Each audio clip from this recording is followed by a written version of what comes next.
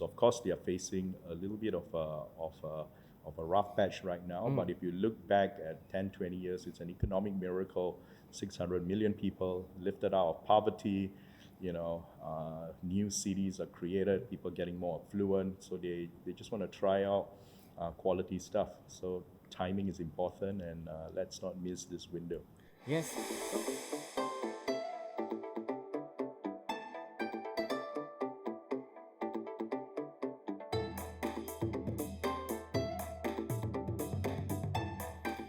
Hello, listeners. Welcome to the Crouching Tiger, Hidden Dragon podcast. So today we have a special guest with us, and we're going to talk about the topic that my father is very passionate about, which is China. And I was just explaining to our guest today that this podcast, we talk to business leaders across Asia, Southeast Asia and beyond.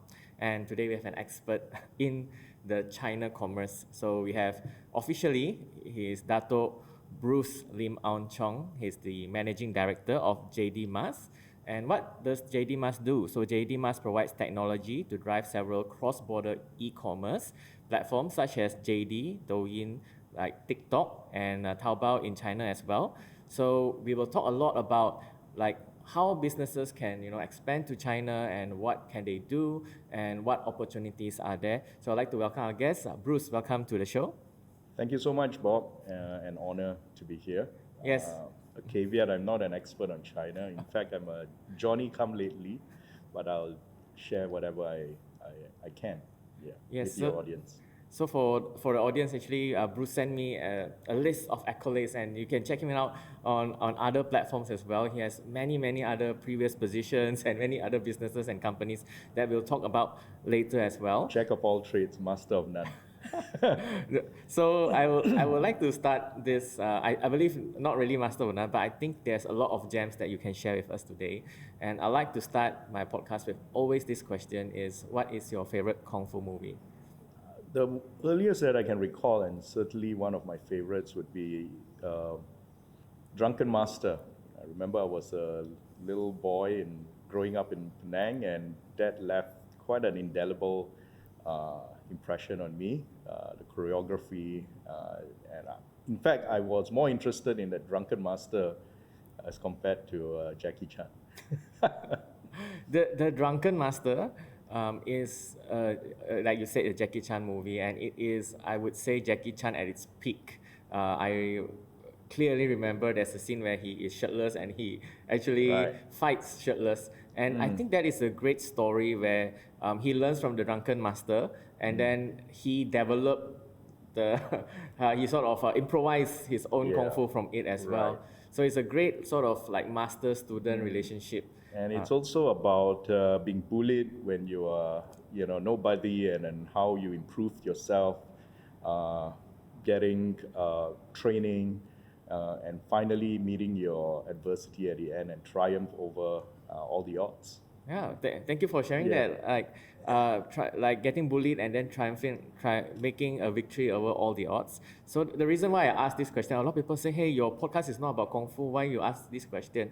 Because as an Asia business podcast, I like when I talk about Kung Fu movies, you share about the values. So what I see a lot in today's movies is there's no value. There is no no Asian values in it, where movies like Drunken Master or even Kung Fu Panda have a lot delaying of gratification, put in effort, the hard work, having the discipline. Those are important. Having the respect for the master, learning as a disciple. There's so many values that I don't see, in today's movies anymore. This is why I like to reference them. So thank you so much for sharing that. That is a good choice indeed. So maybe, like you said, you're not an expert. I think that is humbly spoken. But maybe can you share with us, like, what is how does what you do with JDMas, and how do you help these companies expand internationally? Okay, it all sparked off. I'm an educationist. I'm a edupreneur. I'm a teacher at heart. That was all how it all started.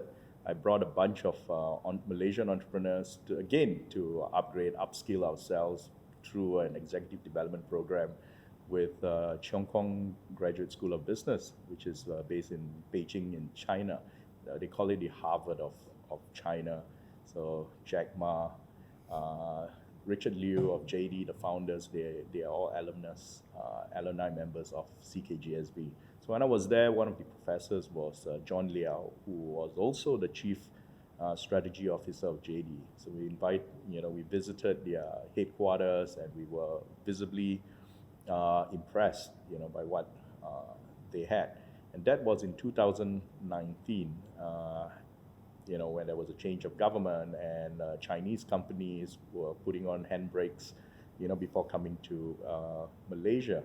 So I invited them to Malaysia, took them around, introduced them to people within the ecosystem, and they say, they came the week after my visit to China. So when they came over, they met a couple of ministers, heads of Martrade, MDEC, and so on. And they say the rest was history. Later that year, we launched the Malaysia Pavilion in the end of 2019, and really went live in 2020, launched by the MCBC, Malaysia China Business Council, and the special envoy of Malaysia to China, Dato Sri Tiong Keng Seng, who is now the tourism minister. Yep. Yeah. So the rest is history. Yeah. Yeah. Thanks for sharing, and how that's how you got into it. It all started with education. Wow. And improving ourselves. So we ask ourselves, is there a space for Malaysian businesses, to get to China? And what's the best place then to start with the 20-odd businesses and entrepreneurs, that visited China then. What year was that, and how long were you? 2019. So we launched it by the then MITI Minister, Dato Darrell Lay King, in conjunction with Malaysia E-Commerce Day in December 12/12. And China went into the pandemic in early 2020, and we couldn't start. And when they came out in March, we ourselves got into the MCO lockdown. So JDMas was an MCO COVID project, in fact. So we managed to get close to more than 80 brands and more than 400 SKUs on JDMas within a short space of 4 months. And everything was just done via Zoom, online platforms, without meeting anyone, from the months of March onwards up till, if I'm not mistaken, June or July, where we opened up a little. Of course, I had a lot of help from MDEC, from Malaysia Productivity Corporation, from Martrade, and but it was a COVID project. So retailers, brand owners, manufacturers, more importantly brand owners, they were looking for an outlet, for distribution. And exports is definitely one of the areas where we can look into boosting productivity, and what's best than to do it via cross-border e-commerce. Yeah, I think that is such a interesting time to start. It is like the time of crisis. And maybe share with us some of the brands or some of the industries that you managed to help go to China. One of the fastest way to get into China is through this thing called cross-border e-commerce for brand owners. So you need to be a brand owner, you need a manufacturer, and you can have access to overseas market, and obviously you receive your revenue in US dollars, so which is good in terms of foreign exchange. Of course, firstly, you get access to 1.4 billion market, and even better still, we were plugged into the Jintong or the JD system that offers 360 services from listing, promotion, and advertising, using all kinds of media, and powered and driven by AI. And not only that, Jintong is also China's largest retailer, and it's a top 50 Fortune 50 company of the world, and the largest retailer in China, offline and online. So we just plugged into the ecosystem very, very quickly, and they have fulfillment through their thousands of warehouses, including intelligent unmanned warehouses, where they can actually distribute in China at the height of the pandemic, through usage of drones, unmanned vehicles, and their unmanned warehouses. So that was quite interesting from a technology aspect. So we are able to access one of the largest markets in the world at a short period of time, as compared to traditional exports that take up to a year at least. This one, we have managed to list and sell in less than a month, but I wouldn't recommend that. It usually takes about 2 months in order to list in China at a very, very cheap and affordable rate. And it's definitely very, very convenient. You wipe out the middleman.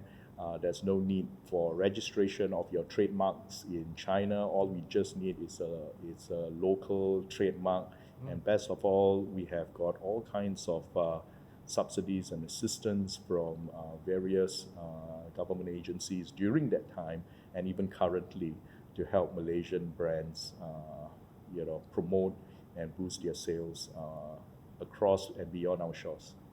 Yeah, actually, while doing research for this interview, is actually one of the first times that I know what JD stands for, which you just said, Jintong.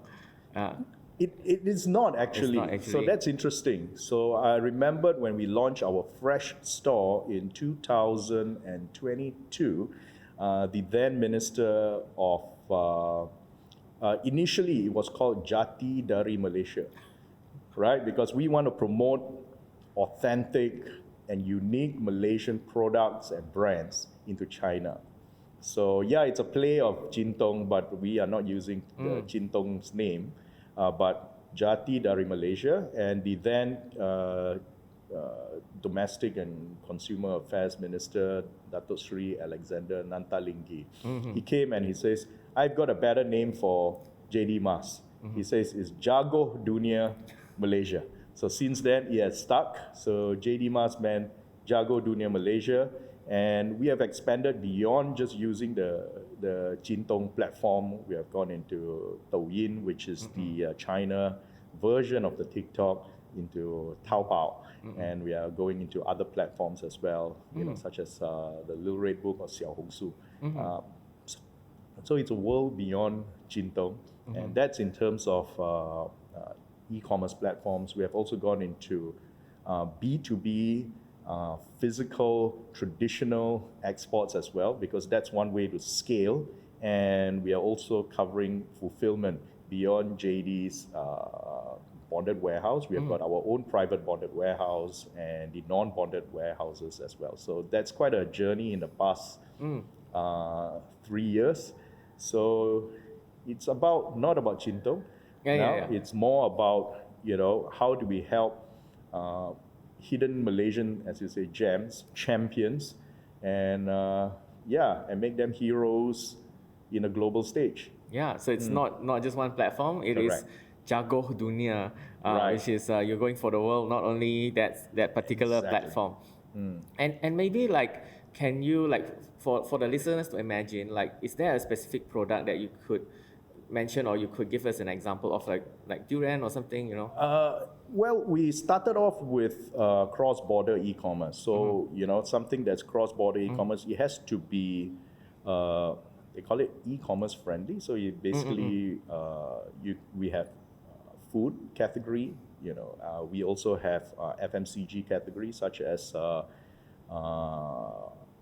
personal care products. We have got hair care, creams, and so on as well. There's also electronic products that we have. It's not just food per se, so there are multiple categories. We also sign up with Pharma Niaga for the health products category as well. So it's just not limited to food per se.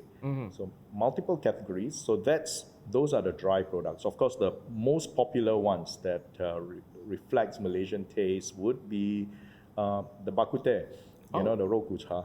Yeah. So we have Sun Fong Bak Kut Teh, which is one of the most popular brands. Apparently, 40% of Chinese visitors to Malaysia has to visit Sun Fong Bak Kut Teh in Imbi. So we have managed to pack it into, to pair it with instant noodles and all that, which is very, very 很方便, very convenient for the China customers who want to remember the taste of Sun Fong. So that's very, very popular. I remember during Double 11, we managed to have like more than 10,000 ringgit sales every 60 to 90 seconds. Wow. Yeah. 11/11 sale. Double 11, and then you have got, of course, our coffee drinks. We do have the popular ones. We have even right up to baby diapers that we have created from no brand, unknown, and in less than a year, they are one of the top 5 selling baby diapers on the Chintok platform. Wow. Yeah. Interesting. Yep. So there's like from baby products to Bak Kut Teh, so much. Right. So then eventually we wanted to grow, and I say, okay, a container of durians is worth a lot more than a container of dried biscuits and so on. So that's where we ventured into the fresh fruit store. So it again happened during the pandemic. We had to set up a company in China, and the China embassy was closed, so we had to really face many challenges, but eventually we triumphed. We set up our store, which is called the Fresh Go store, and that is basically a Malaysian export. And I'm happy to declare that we have been pretty successful with many of our partners. Many Malaysian exporters work with us, and but we found a problem. The problem was, the market share of Malaysian Musang King. Of course, it's one of the most popular food product on JD platform and 618, Double 11. It's really, really popular, but you only account for about 1 to 2% of market share. It's dominated by the Thai, Montongs, and Vietnamese. Now you have the Filipino durians coming in, but and that's put pressure on Malaysian durians. Number one, not many people have tried it, so there's a lot of pricing difference. They cost less than half or even 1/3 of the Malaysian durians, and they can easily rebrand it as Musang King, and Chinese consumers, it's still in the early stages of awareness of this product. So why should I pay so much for Musang King? I've not tasted it. Why don't I just taste the Thai durians? Of course, many of them visit Bangkok and Thailand more than Malaysia, so that's all it started. So I said, let's take this opportunity to do that. But I'm not going to get into a price war with the Thais and so on. Because of logistics as well, the way it's packaged, ours is it's frozen nitro durians to get into China.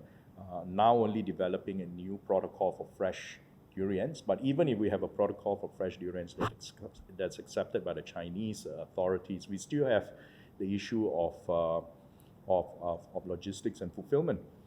Thai shares a border with China, and we have to ship our durians there. So all this would still contribute to cost. But in the China market right now, let's just look at quality. People would actually pay for quality. But in order to have quality, you need certification, you need recognition, and so on. So that's where we developed geo-traceability QR codes for our durians. So when you buy that durian, you have an assurance from the Malaysian government. It has assurances that this is taken from which farm, where is it farmed, when was it farmed, where was it processed, and all that. We have got information like this that's already available, and we put it all on a simple QR code, and that is recognized through the authorities. That's done through the My Muda initiative, which involved 9 agencies and facilitated by MPC. And happy to say that the pilot project has been a tremendous success, and we are doing something like 5 containers a month right now, not through e-commerce, but through traditional exports. So that's how we expanded Yeah, since then. I hope you get to make Yeah. our Musang King really the Correct, Jago because Dunor. people don't mind paying a premium for something, provided they have an assurance that it's authentic. That's why people queue up at JDMas and LV stores. Yeah, it's such a iconic name as well. As in Chinese, it's Mao San Wang, right? Yeah. So it's like the king durian, you know. Right. So hopefully that It's a good name. Yeah, it's a good name. good marketable name, and hopefully we can get more to e-commerce and Right. beat the other durians from other parts of the world. Correct. So there's no point having competition among because competition is out there. Our market share in China is just so small, and if you can expand it from 1-2% to 5%, that's more than a 200-300% growth already, and let's just build on that. Yeah, that's amazing. Thank you for sharing that.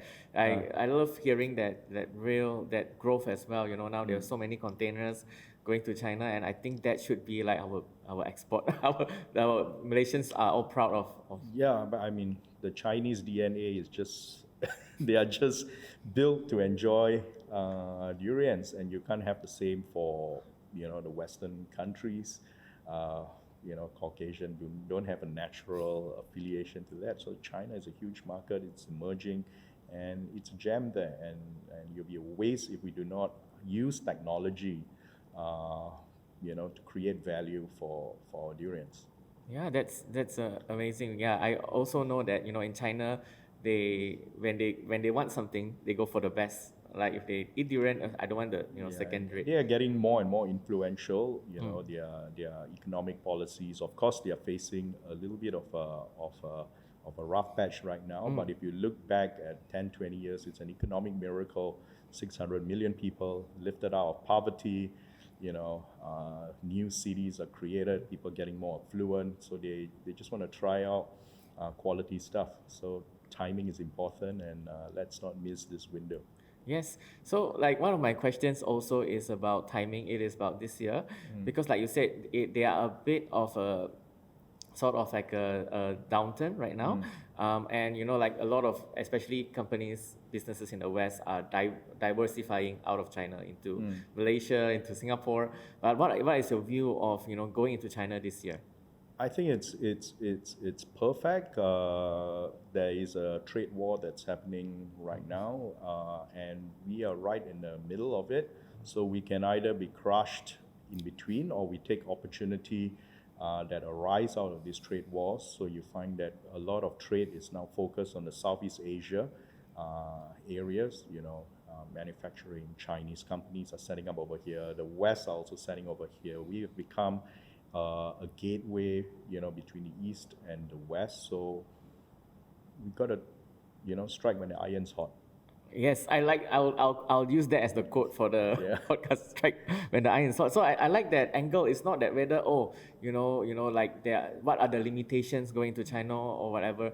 We are in the middle. Whatever they cannot get from the West, we can give them from the West, and whatever we can promote to them, let's see an opportunity and let's try to get our products there. Exactly. There will be challenges every way. I wouldn't say that JDMas had a smooth ride. I've had multiple lessons being an educator myself.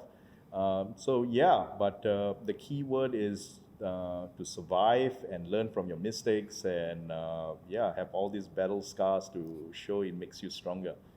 Yeah, a few things you mentioned just now that caught my attention. One is B2B. So what are you doing in the B2B space? Well, I just shared durians.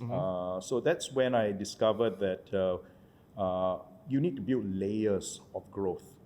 You need to build layers of growth, and you need to build not only layers in terms of depth, but in terms of breadth as well. So the B2C e-commerce is an amazing tool to give you immediate access. 2 months, 3 months, you already have your product in China, but you need to create more engines for them to scale. So that's where you need China distributors, and that's where we got into B2B.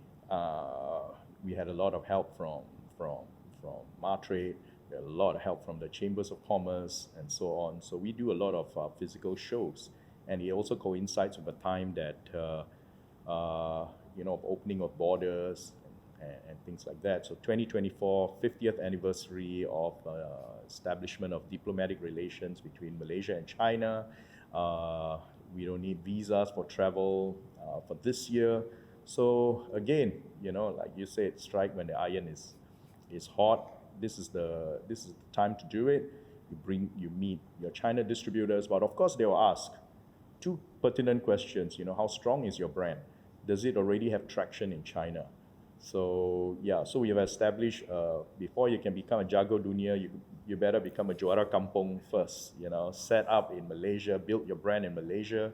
Secondly, if you are in Juara Jago Dunor, have you landed in China? The distributors will ask. So you say, yes, I do.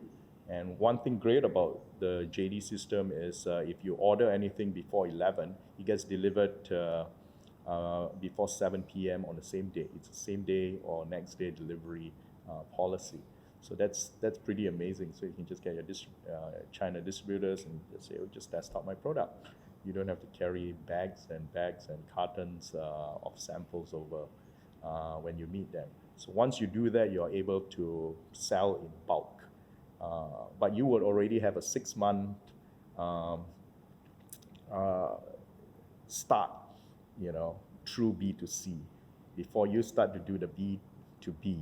And that gives you time to register your trademarks. That gives you time to, discuss and plan and strategize your medium-term strategies over the next 1 to 2 years. So when the time comes, you are able to sell in bulk.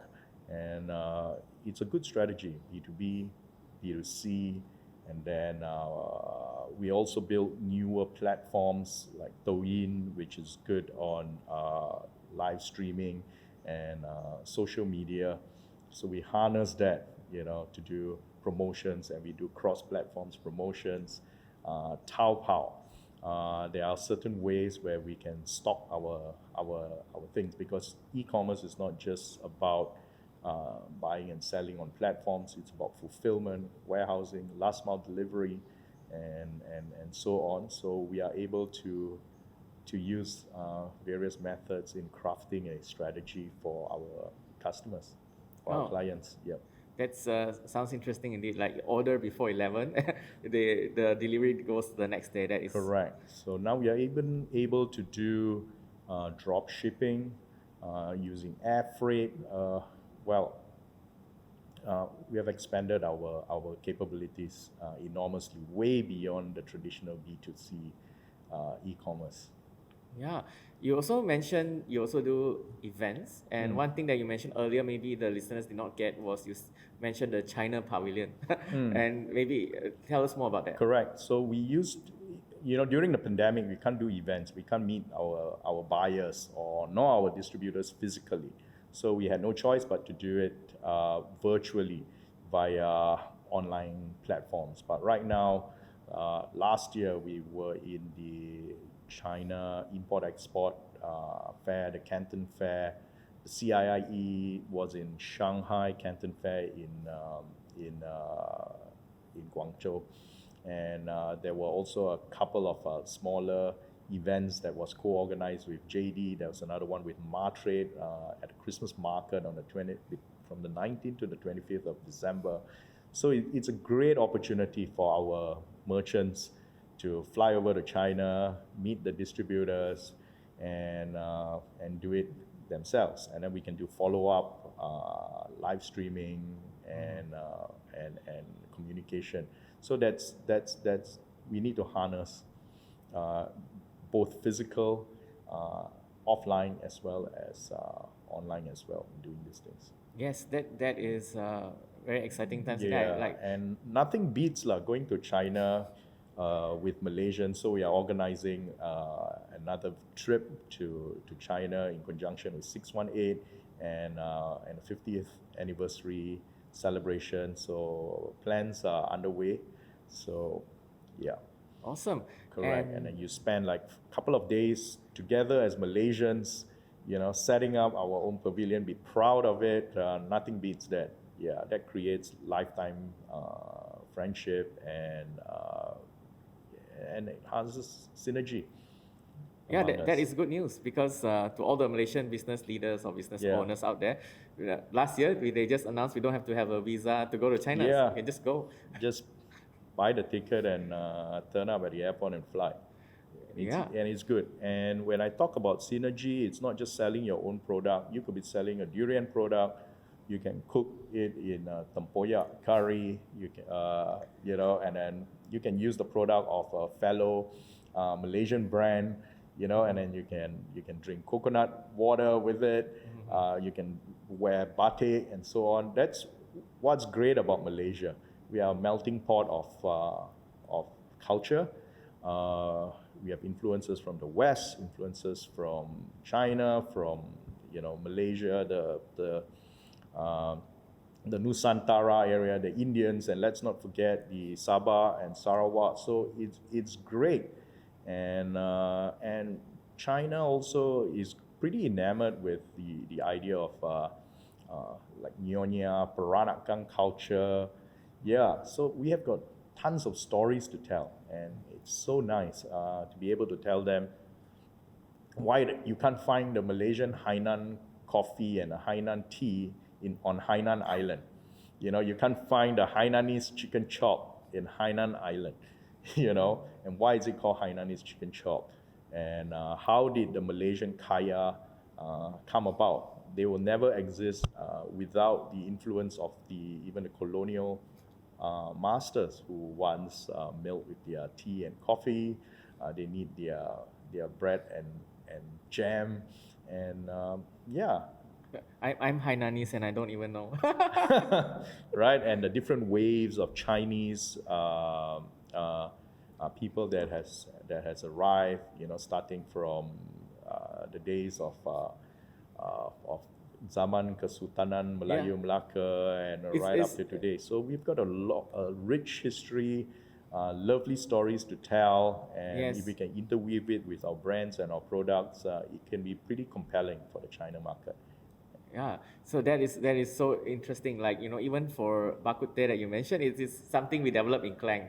Right. And then we bring it back to China. Yeah. Right, and you Yeah. can tell them stories. These are hardworking Chinese people who landed in Klang. Of course, Singaporeans have their own version. And how did this bak kut teh come about? So they are interested to know. Yeah, yeah. So like, one more question They're is that, delicious as well and nutritious. Yeah. so like for a lot of my listeners are Malaysian business owners, and a lot of my guests as well. So like for a Malaysian business, what is your advice on if they want to start to tap into this China market? What should they start doing? Yeah, I mean, China, it's nice to see 1.4 billion, but it's actually pretty complex. Yeah. Yeah, it's complex. China is a large country. It's filled with complexities. It's filled with different kind of people. And where do you land? Guangzhou, Shanghai, Beijing, Chengdu. Where? Xinjiang in the north west Dongbei area. So you don't know anyone. So where do you start?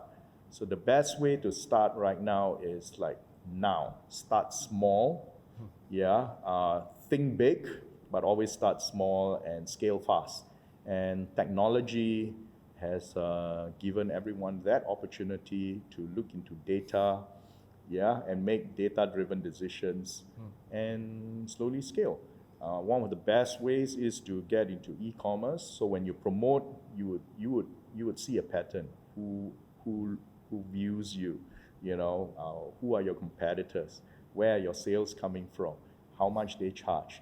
And all that. So based on these patterns, based on this data, you make the decision, where you want to finally go. Traditionally, we never had this as a tool. So it's just like, hey, I've got a friend in this Hainan Island, or I've got a friend in Hunan, Changsha, and you just land over there and then you learn tough and hard mistakes. So with e-commerce, you can just get in there with just less than 20,000 ringgit. You don't need to send samples in container loads. You can send samples in just a couple of cartons and try it out and make small mistakes, improve along the way, and then you move on to meet to B2B. You meet physical distributors. You learn from there. So don't think too much. Start now, experiment, be prepared for failures, small failures that don't kill you, right? Learn along the way, and before you know it, with a couple of battle scars, you will reach a point where you are able to grow well. Yes, I think the key word there is start small. Start now. Just do it. Start. Don't think so much. You do your research, fly around. It's such a big country. Just use technology, get into B2C, then you expand into other platforms. You expand and explore other ways of fulfillment. You look at data. You make decisions where to promote, where to sell, and there's so many avenues open to you. So craft a strategy based on what you have, what you know. Whilst doing it. Wow, that's so practical. Yeah. Thank you so much, Bruce, for sharing so many gems we have today. I would like to wrap up with this question. So what's next, right? What's next for JDMas and also for yourself, Bruce? Well, we are continuously innovating, continuously trying to add value for our merchants, for our customers, for our partners. And how do we do that? We are constantly looking into, as I mentioned, depth as well as breadth. In terms of breadth, looking at new platforms, that our merchants can access, and giving new platforms with new customers where they can access better data. Secondly, we are looking into both physical as well as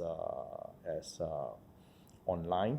So previously it was just online, physical in China. Now we are even talking about bringing Chinese tourists to Malaysia to experience the Malaysian experience, visit farms, visit factories, visit and all that, and have an essential Malaysian tour and use them as live streamers and cross them with more better known influencers and really create a more compelling name for Malaysia. So that's also another way that we can get on. And then next, of course, we need to tighten our fulfillment, our pricing. There are many little details, lines that our team will have to go through in terms of pricing, promotion, fulfillment. How are we going to make this more efficient, make us faster, easier, cheaper, and these are innovation that we look at almost every day. So these are ways and means which we intend to grow. And next, of course, getting more partnerships and by adding value, not only through tourism. We need to give value for our merchants in terms of their subsidies, are there incentives, are there incentives for visitors, are there incentives for buyers. So these are various strategies that we have in plan. Yeah, sounds exciting indeed. I think the keyword again is start now. Yeah, just start now. Make hay where the sun is shining. It's the 50th anniversary of our relationship, and visa, trade wars. I mean, this is the time the planets are aligned, and it's not just for Malaysia. We have also gone regional as well. We are also helping Indonesia to set up their Indonesian Pavilion. There's also talks with a European country to set that up. Another Southeast Asian country I just can't reveal. Indonesia I can. So on our pavilion you have got more than just Malaysian products. So that's synergy over there, and we'll see. Watch out for more announcements. Thank you, Bruce. Thank you for coming on the Crouching Tiger, Hidden Dragon podcast. Talk about China. And while Bruce was here, he actually mentioned to me, hey, do you know anything about the paintings around? And he asked me, I said, I don't know, because today's sponsor, actually our venue sponsor is Iconic Co-working, and they actually graciously sponsored their venue for us. So they are a place for events, for training, for co-working as well, and you can just drop by and see what events, and you can be part of, there are a lot of communities here that you can be part of as well. So thank you, Iconic Co-working, and thank you again, Bruce. Thank you so much for sharing today. You're welcome, Bob. Yeah. Glad to be here. Thank you.